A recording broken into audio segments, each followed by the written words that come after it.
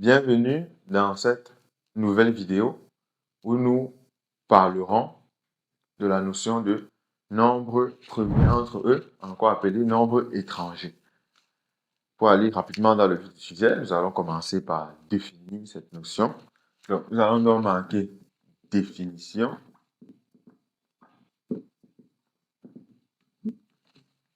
Donc, au départ, nous avons A et B, deux entiers relatifs de manière générale, A et B.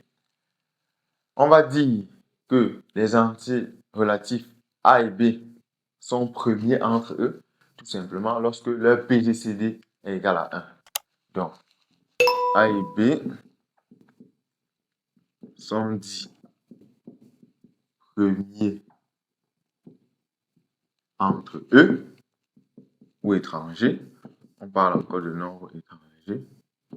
Si leur plus grand commun diviseur est égal à 1. D'accord? Voilà la définition, je crois qu'elle est simple. Donc, lorsque vous aurez deux entiers relatifs A et B, d'accord, pour démontrer que les deux sont premiers entre eux, il suffit de démontrer que leur PGCD est égal à 1. Voilà pour la définition. Nous pouvons par exemple prendre un exemple. Donc, exemple.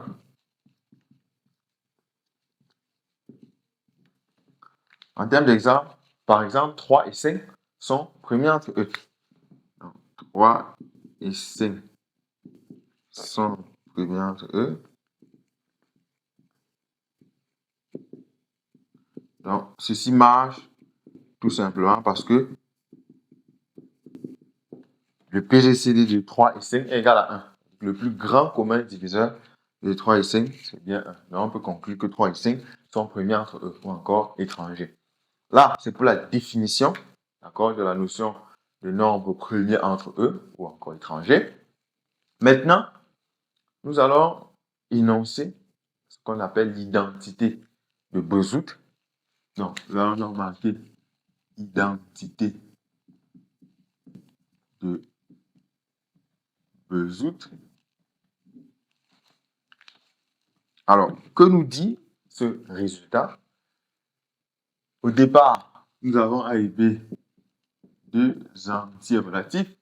Nous notons D comme le PGCD de A et B. Alors, que nous dit Bezout dans ce résultat? Il dit tout simplement que il existe toujours U et V, deux entiers relatifs tels que A fois U plus B fois V soit égal à D. Donc, une autre façon de retenir ce résultat est la suivante. L'identité de Bezout nous dit tout simplement que le PGCD de deux entiers relatifs peut toujours s'écrire comme une combinaison linéaire, d'accord, des deux entiers relatifs à coefficient entier. Donc, c'est tout simplement ce que nous dit ce résultat. Lorsque j'ai A et B, deux entiers relatifs, D étant leur PGCD, on peut toujours trouver U et V, deux entiers relatifs tels que AU plus BV sont égal à D. Là, c'est l'identité de Bezout. Ensuite, nous allons aussi énoncer le théorème de Bezout cette fois-ci, qui est une sorte de caractérisation des nombres premiers entre eux. Nous allons donc marquer théorème de Bezout.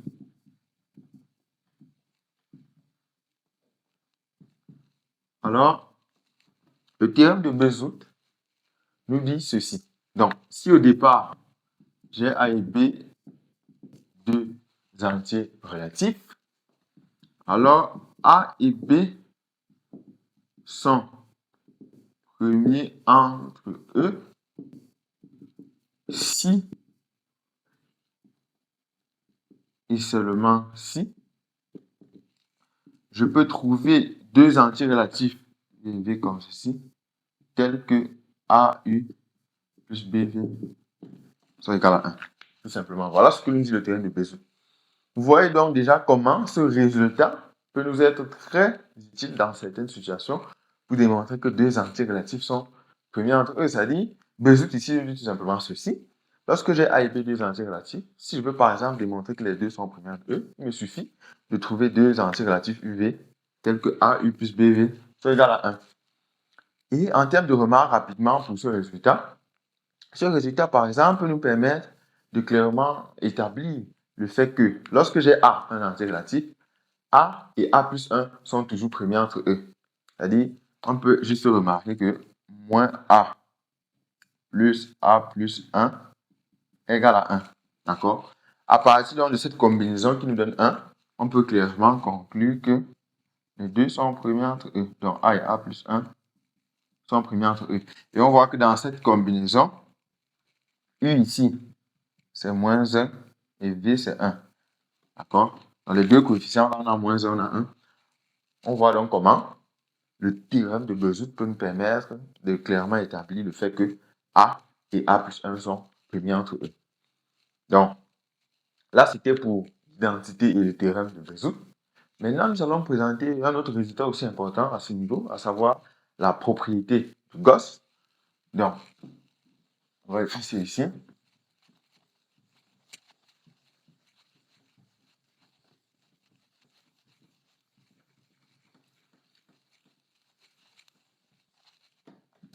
Alors, maintenant, nous nous intéressons à la propriété de Gauss.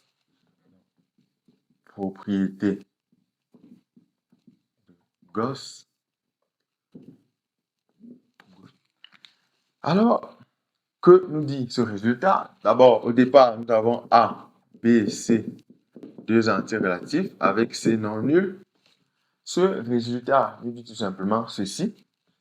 Si C divise A fois B et le PGCD de A et C égale à 1, une autre façon de dire que A et C sont premiers entre eux, alors C divise B.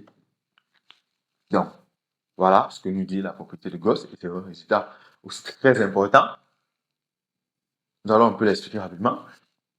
Ce résultat nous dit tout simplement que lorsque j'ai A, B et C, trois entiers relatifs, d'accord, si C divise le produit A fois B, et de plus, A et C sont premiers entre eux, alors forcément, je peux conclure que C divise B, tout simplement.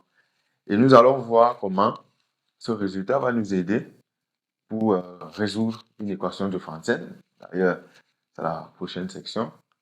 Donc, pour cette vidéo, il s'agissait de présenter la notion de nombre premier entre eux, encore appelé nombre étranger, et de présenter aussi quelques résultats phares à ce niveau, à savoir l'identité de Bezout, le théorème de Bezout et aussi la propriété de Gauss. Et pour le cas particulier de la propriété de Gauss, nous verrons dans la prochaine vidéo comment elle nous servira pour résoudre une équation de Franzen dans Z croix Z. Je vous donne rendez-vous dans la prochaine vidéo où nous allons voir comment résoudre une équation de Franzen linéaire. À la prochaine.